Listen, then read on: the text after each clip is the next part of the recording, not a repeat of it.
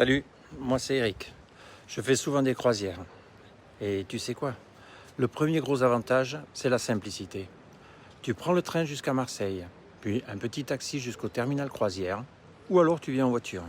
Et tu la laisses au parking, juste au pied du bateau. Franchement, ça pourrait pas être plus simple. Tu poses ta valise dans la cabine le premier jour, et après, plus rien à gérer. Pas d'hôtel à chercher, pas de valise à refaire tous les 2 jours, pas de stress de transport ou de planning. Tous les matins, tu ouvres les rideaux et tu te réveilles dans une nouvelle ville. Un autre pays, un autre décor. Et toi, t'as rien eu à organiser. Le vrai luxe pour moi, c'est ça.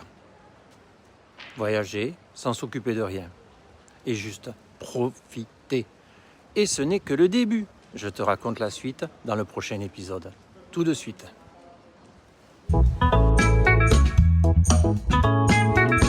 Salut, c'est Eric. Dans cette deuxième partie, je voulais te parler d'un truc qu'on oublie souvent en croisière. C'est à quel point tout est accessible. Il y a des ascenseurs partout. Tous les ponts sont de plein pied. Pas de marche, pas de galère. Même en fauteuil roulant, même avec une canne. Tu peux accéder au restaurant, au bar, au spectacle, à la piscine. Tout est prévu. Et franchement, c'est rare de voir un niveau d'accessibilité aussi bien pensé. Mais ce n'est pas tout. Le personnel est vraiment attentif, toujours prêt à aider avec le sourire. Et surtout, la plupart parlent français. Au bar, au restaurant, à l'accueil, tu peux poser les questions sans stress. Même quand tu navigues loin, tu te sens compris. Et ça, c'est rassurant. Surtout, si tu ne parles pas anglais ou si tu veux juste voyager tranquille sans te prendre la tête. Pour moi, c'est un vrai plus. Et je t'en dis encore plus tout à l'heure. Nous voici au 3e avantage des croisières. C'est l'ambiance à bord et tout ce qu'on y trouve. Il y a toujours quelque chose à faire. Des spectacles chaque soir, de la musique live, des quiz, des jeux, de la danse ou juste un apéro tranquille face à la mer. Les bars sont ouverts presque toute la journée et tu peux t'y poser pour un café, un cocktail ou juste observer la mer. Et côté repas, on est franchement gâtés. Chez Costa ou MSC, comme ce sont des compagnies italiennes, on retrouve des spécialités tous les jours. Des pâtes fraîches, des vraies, des pizzas préparées à la minute et toujours avec le sourire. En plus des buffets, tu peux manger au restaurant à la carte avec service à table. Le matin, le midi, le soir, tu choisis ton ambiance. Il y en a pour tous les goûts.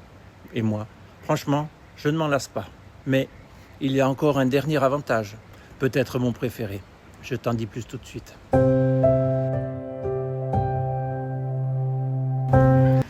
Voilà, dernière partie de cette série, et peut-être ce que j'aime le plus en croisière, la liberté. Tu fais ce que tu veux, quand tu veux. Tu veux te lever tard, aucun problème. Tu veux passer la journée au calme, à lire, c'est parfait aussi. Tu peux être très actif, enchaîner les escales, faire du sport, danser, aller aux soirées, ou tu peux vivre ta croisière en mode zen, comme moi. Te poser, marcher un peu sur le pont, écouter la mer. Il n'y a aucune pression. Personne ne te force à faire quoi que ce soit. Et ça, à la retraite, ça fait du bien. Et puis, il y a les rencontres, des gens de tous les horizons, avec qui tu partages un moment à table, en excursion, ou juste dans l'ascenseur. C'est ça aussi, une croisière. C'est vivant, c'est humain, mais à ton rythme. Moi, c'est ce mélange-là qui me plaît et qui me donne envie de repartir. Si toi aussi, tu aimes voyager autrement, abonne-toi à Horizons Infinis. Et on se retrouve pour une prochaine escale. Et je te dirai un petit peu plus sur ce que je n'aime pas dans les croisières. À bientôt.